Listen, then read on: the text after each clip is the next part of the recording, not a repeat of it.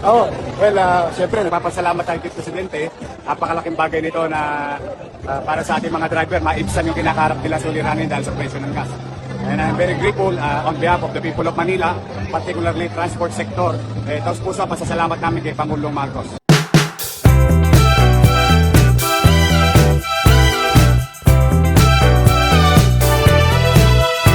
Pag-usapan na natin to si Isko. Oo, kasi maraming nabubisit ngayon kay Isko eh. Nabubisit mga DDS kay Isko ngayon, guys. Oo. Eh syempre, mga hardcore DDS, si Isko ang binoto ng 2022 eh. Tapos all of a sudden, nakakarinig ka ng mga ganitong bagay kay Isko. Mabubisit ka talaga, oo. Maiinis ka talaga, mabubisit ka, oo. Kasi nga, DDS ka eh. Pero kung di ka DDS, okay lang, di ba? Wala naman masyadong epekto, no harm, no foul. Kaso kung DDS ka, mabubisit ka talaga, oo. Ano dyan? Yun ang delikado dyan. Hindi pala delikado, yun ang nakakairita dyan para sa mga DDS. Pero tayo, okay lang. Walang problema yon. O, kasi kung babatikos naman siya sa Marcos admin, o di babatikusin naman natin siya. Ganun lang makasimple yun. Oo. Oo. So, ano ba nangyari mga kababayan? Kasi kahapon, may balita. Alam naman natin mga kababayan, noong 2022, maano yung labanan nito ni Isko. Mainit ang labanan ni Isko tsaka ni PBBM. Actually, meron pa nga mga patutsada dyan di ba? Left and right ang mga patutsada ni Isko galing mang asar Oo, syempre, kandidato. Politiko ka So, kukunin mo lahat ng pagkakataon na makapang Alaska, makapang asar, di ba? Mm-hmm. Pero, tapos ito pa, nung 2025 elections, ang nag-endorso sa kanya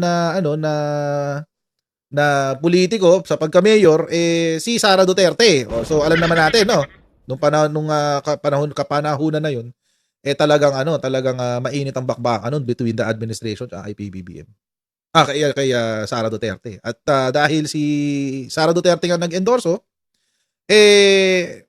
alam na natin na dapat itong si Isko medyo dapat bantayan.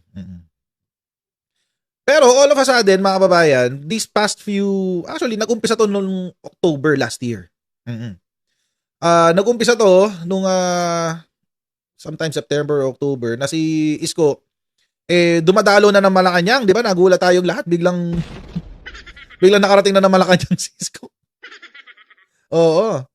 Tapos, hindi lang ganon, hindi lang doon, no? Nagkakaroon sila ng mga proyekto ni Presidente para sa Manila. And, alam nyo mga kababayan, wala namang problema doon. Ang naman yan wala namang issue dyan Si PBBM, presidente ng Pilipinas yan. Hindi naman siya presidente ng mga loyalist o mga pro-admin lang Presidente siya ng lahat. Mapadilaw, DDS, di ba? Hindi issue yan. Presidente ka ng buong Pilipinas Ngayon, mga kababayan, medyo mas nagiging vocal si Isko Moreno sa kanyang mga papuri sa presidente. At lalo na mga kababayan, kahapon or nung isang araw, nung nagsalita si Isko Moreno ng ganito, papakita ko sa inyo. I'm sure nabasa niyo na to. Pero papakita ko pa rin sa inyo. Ang sabi niya, kahit may pait, Isko hiniling ang tagumpay ni PBBM. Ayun Kahit daw may pait guys Kahit may pait, kahit medyo masakit. Ano ba sabi ng ano ba kasi sabi ni Isko? Ano ba nangyari diyan? Sa interview to kay Isko. Sabi niya, inamin ni Manila Mayor Isko Moreno Domagoso na may pait siya. Bitter pa rin Bitter daw kay Pangulong Ferdinand Marcos Jr. matapos siyang talunin sa pagkapangulo noong 2022 elections. Bagaman hinihiling umano niya ang tagumpay ng Pangulo. Ayun na maraming napikon diyan kay Isko. Sa statement, ako hindi ko naiintindihan ba't nagalit mga DDS diyan Halimbawa, sa 2028, let's say halimbawa, tatakbo naman na talaga si Sara. Halimbawa, manalo si Sara Duterte. Halimbawa lang, kahit hindi ko iboboto si Sara Duterte, kahit ayaw ko sa kaibuturan ng aking talampakan, mula kaduluduluan ng aking buhok hanggang kaduluduluan ng aking talampakan, ayaw kong maging presidente si Sara Duterte. Kung magiging presidente man siya, respeto natin yun. Irerespeto natin yun, di ba? It doesn't mean na supporter ako ni Sara, magiging automatic supporter ako. No, of course not. Pero susuportahan natin yun. Kasi yun ang ginusto ng nakararami. At the same time, alis na ako ng Pilipinas kasi baka mamaya, 'di ba? Sigurado na 'yung pagbagsak ng Pilipinas niyan Di ba? Pag si Sara Duterte naging presidente, sigurado ang pagbagsak ng Pilipinas. Baka magpasakop na tayo sa China. Gawin na tayong probinsya ng China, guys. Oo. So, well, anyway, irerespeto natin ang kagustuhan ng mayorya. Ganyan ang demokrasya, di ba? Yun talaga ang demokrasya. So, kaya nakakagulat mga kababayan na kahit na may ganitong salita si Isko, nagalit sa kanya ang mga DDS. Oo. So, syempre, tulad din ng ginagawa ng mga DDS ngayon kay Presidente Bongbong Marcos, babatikusin pa rin natin si Sara Duterte. Yun lang, hindi tayo gagawa ng fake news. Ipagpapatuloy lang natin na i-expose yung kabobohan ni Sara Duterte.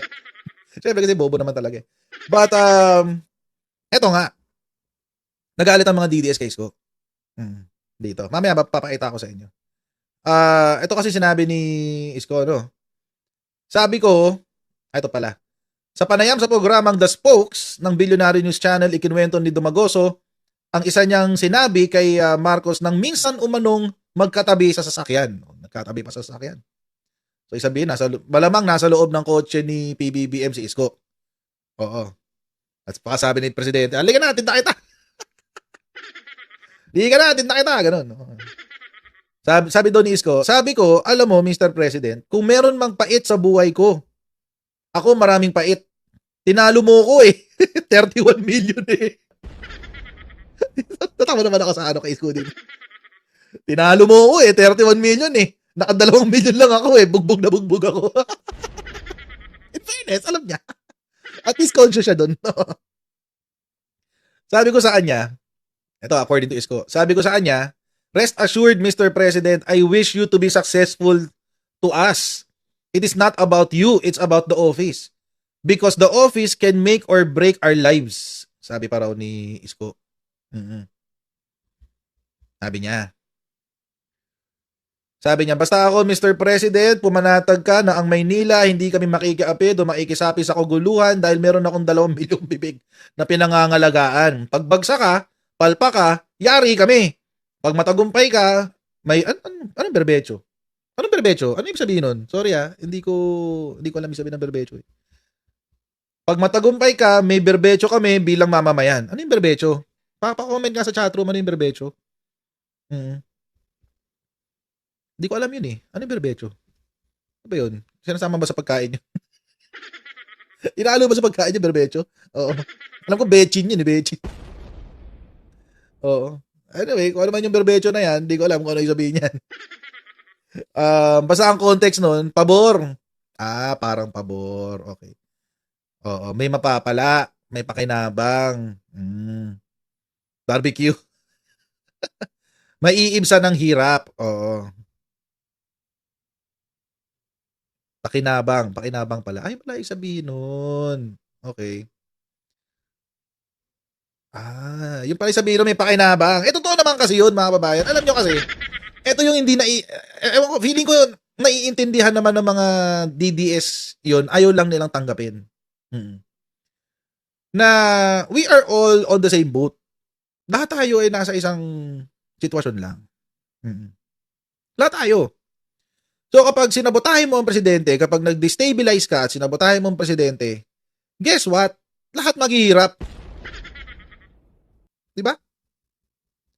Siniraan mo ang presidente, wala nang gusto mag-invest sa Pilipinas.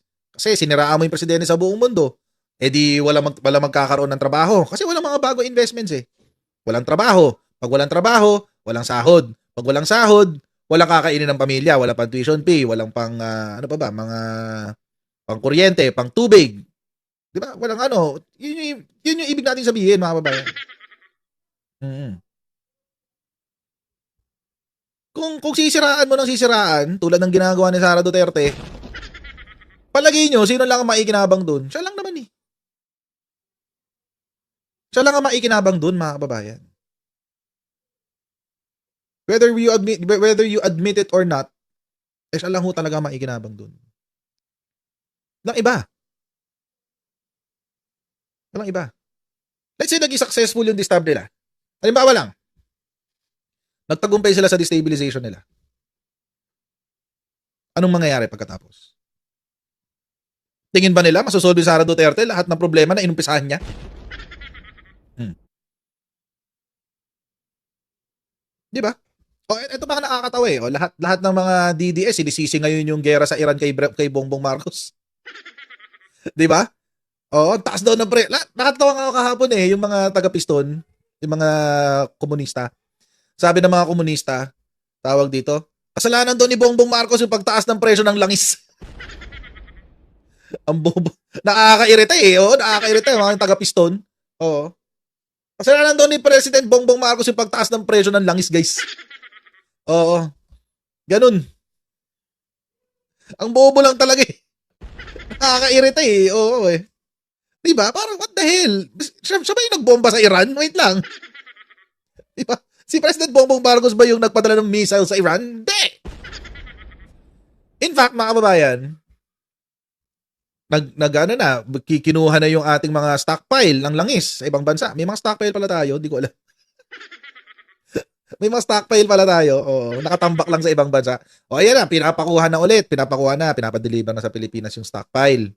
O, naghahanap na tayo ng mga alternative na sources of energy. If I'm not mistaken, Russia is being considered as one of the sources. Iso-source natin ang langis sa Russia. So yun ang ibig nating sabihin, mga kababayan. Ginagawa ng solusyon. In fact, mga kababayan, may ayuda na. Mga kababayan na, isipin nyo, may AX ka na, may tupad ka pa, tapos ano pa yung isa? AX, tupad. Wala nang akap eh. Tinanggal nila yung akap. O ngayon, may sakuna, naghahanap kayo ng akap. Wala na, tinanggal niyo yung akap eh. Wala nang akap. May AX na, meron pang tupad, tapos meron pang 5,000 pesos na ayuda. Meron pang sira ulo tong piston, sabi ng piston. Kung 5,000 pesos daw kada linggo ang ibibigay, tatanggapin daw nila. Sira ulo pa kayo? 5,000 pesos kada linggo. Wait lang. Ayan, may 4-piece pa. Alam nyo mga kababayan, nakakatawa nga itong mga taga-piston na to kahapon iniisip ko. Lintik to mga taga-piston na to. Kami ba may ayuda, mga middle class? Kami nga walang ayuda. Nung COVID nga, wala akong ayuda eh.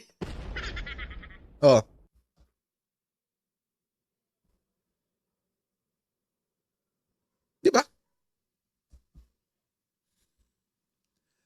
Sige, yung mga mahihirap, mga 4-piece may ayuda. Mga AX, low income earners, may ayuda. Paano naman kami mga middle class na nagbabayad na naman kami ng taxes namin? Paano? Wala kami ayuda. Nagrereklamo ba kami? Well, sakripisyo. Sige, hayaan na natin. Ipaubayan na muna natin sa kanila. Baka mas kailangan nila. Okay lang, sige. Nagbabayad din naman kami ng buwis, pero ang laki-laki ng withholding tax namin. Pero wala, yun talaga eh. Itong gagawin namin. Walang programa para sa amin eh. Lahat para sa mas mahihirap. Okay lang yun. Walang problema yun. Di ba? Tapos nagrereklamo pa yung piston sa Manibela, yung matabang lalaki yung taga Manibela. Tigas ng mukha. Di ba? Mga babae na, think about it. Really, seriously. Sasabihin, tapos ito pa si Winnie Monsod. Inutil din eh. Inutil din. Gusto niya magkaroon ng wealth tax. Wealth tax. Pag bilyonaryo ka daw, kailangan daw, mas malaki yung taxes mo. Well, in principle, tama, in principle. Pero is it practicable? Oo. Sino ba ang may mga negosyo sa Pilipinas? Really, mga babayan, think about it. Sino ba ang nagpapasok ng industriya sa Pilipinas? Di ba yung mga bilyonaryo? Sino nagpapasok ng trabaho sa Pilipinas? Di ba yung mga bilyonaryo? Okay. So, ngayon mga babayan, think about it. Meron na silang income tax. Income tax sa lahat ha. Magbabayad na sila ng income tax. Halimbawa kayo yung bilyonaryo, halimbawa. Magbabayad ka na ng income tax, dadagdagan mo pa ng wealth tax. Magninegosyo ka pa ba? Wag na. Para kayo maging mayaman. Bahala kayo. Para kayo na lang maging mayaman. Alisan lang ako. Lipat na lang ako ibang bansa. Dami-dami kong pera eh. Diba? Pag umalis ng bansa, paano ang negosyo? Wala na. Zero. Diba? Stupid eh. So ito nga. So nagalit na nga ang mga DDS kay Isko. Hindi lang dito nagalit ang mga DDS kay Isko. Meron pang isang post, ito. Galit na galit din ang mga DDS dito, guys. So, papanood ko muna sa inyo para malaman nyo kung bakit nagagalit ang mga DDS. Oo. Well, siyempre, nagpapasalamat tayo kay Presidente. Napakalaking bagay nito na para sa ating mga driver, maibsan yung kinakaharap nila suliranin dahil sa presyo ng gas. And I'm very grateful on behalf of the people of Manila, particularly transport sector. Taos puso ang pasasalamat namin kay Pangulong Marcos. Keep it statement. Oh, yan. Yun yung statement. Kahapon to. Si Isko. Okay. Eto na. Eto na. Eto na. Nag-comment ang mga DDS. Oh, basahin natin yung mga comment. Oh, di ba? Oh. Sabi, bakit ba kay BBM magpapasalamat? Hindi niya pera yan. Galing yan sa kaban ng bayan. Ikaw, Yorme, nakatanggap ka sure ng maleta. Lintik na maleta na yan. Ay, si Digo nga nag-umpisa ng maleta na yan eh. Diba? Ito pa isa. Wala na, finish na ang mga balimbing na ambo na ng maleta. Oh, diba? Mga DDS. Oh. Diba? Oh, mga commuter, ano daw gagawin ng BBM nyo? Hoy! Kung di ka pa naman isang inutil at kalahati, 50% off na nga yata sa MRT ngayon eh. Tapos may ayuda pa yung mga private public transport para hindi magtaas ng presyo. Anong katangahan naman sasabihin ito ng Aneli na to? Ito pa isa. Oh, balimbingan is the key, sabi. Oh, di ba? Galit na galit mga DDS eh. Di ba? Galit na galit mga DDS kay Isko. Oo. Parang ayaw nila na may ginagawang maganda para sa sambayan ng Pilipino ang presidente. Ano? Parang ayaw nila may... Alam nyo mga kababayan, hindi ko nagigets yung hate. Hindi ko magets yung hate kasi. Sorry ah. Hindi ko nagigets yung tumutulong na ngayong gobyerno sa sambayan ng Pilipino. Galit tayo. Diba? I mean, hindi nyo ba alam yung termino na give credit when it is due? Lang nga. Tayo nga mga kababayan, at the very least, nare-recognize natin na si Digong ang nag-umpisa ng NTF-ELCAC. Oo. Yun lang yun. Kasi yun lang naman maganda niyang ginawa eh.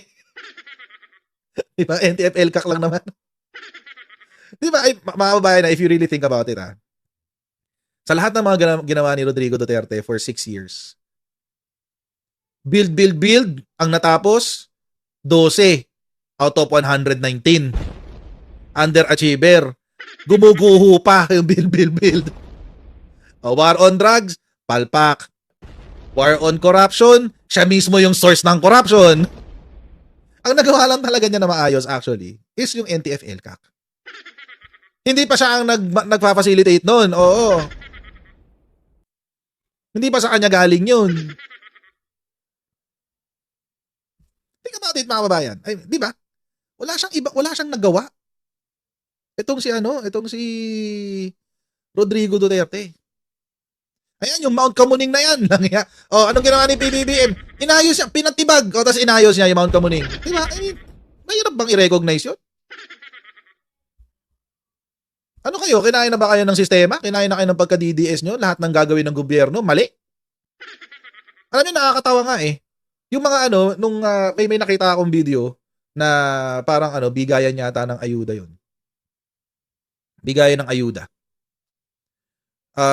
Tapos, nagsisisigaw yung mga tawag dito, motorcycle rider yata yun. Mga Grab, ganun. Lalamove, ganun. Sisigawan sila, Duterte! Bigayan ng ayuda. Ba't kayo nandyan? Huwag kayo tumanggap!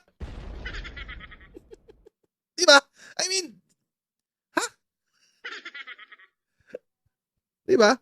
Alam nyo ba sila sumigaw ng ganon? May nagpasalamat lang. Salamat po sa presidente.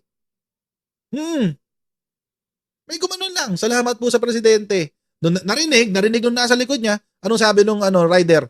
Anong presidente? Duterte! Ayun, nagsigawan mga tao. Duterte, di ba? O ba't kayo tumatanggap ng ayuda? Ba't kayo tumanggap? Duterte pala eh. May nabigay ba sa inyo si Sarah na ayuda?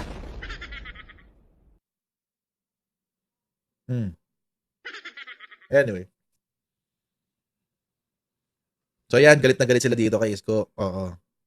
Alam nyo mga kababayan, kailangan matuto, kayo mga DDS, matuto kayo to give credit when it is due.